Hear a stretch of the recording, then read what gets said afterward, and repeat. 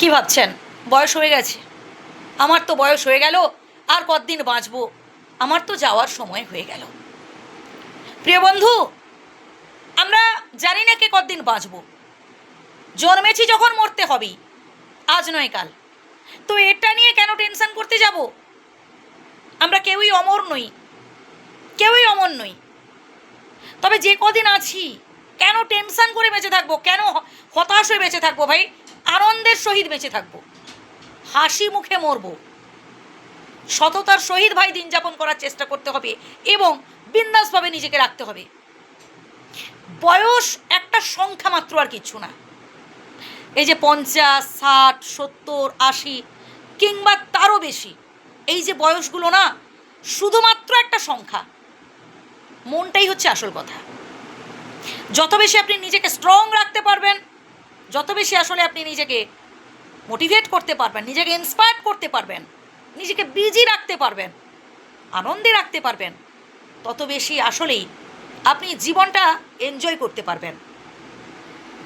আপনি ভাবছেন যে আপনার জীবনে শুধু দুঃখ, আপনার জীবনে শুধু কষ্ট? তো আপনার বয়সে এমন অনেক মানুষ আছেন যাদের জীবনে দুঃখ কষ্ট আপনার থেকেও বেশি। হ্যাঁ ভাই, আপনার বয়সী মানুষদের সাথে একটু বেশি করে মিশুন, কথা বলুন, তাহলেই বুঝতে পারবেন।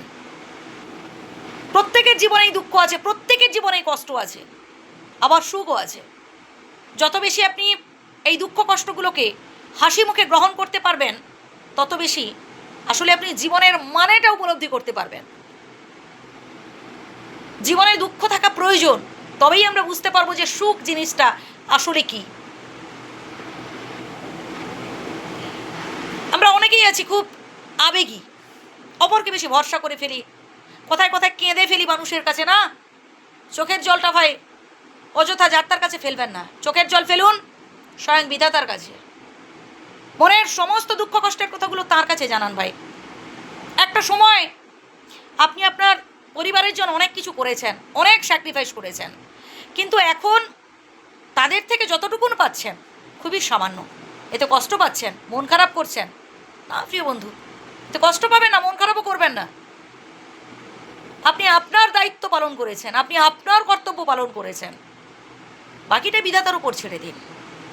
আপনার অর্জিত যা কিছু টাকা পয়সা, বাড়ি গাড়ি, যা কিছু আপনি কষ্ট করে উপার্জন করেছেন, নিজের নামে রাখুন।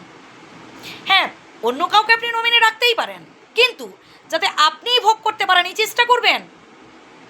অতিরিক্ত বিশ্বাস, অতিরিক্ত আশা বা অতিরিক্ত ভরসা কারোর ওপর করতে যাবেন না ভাই।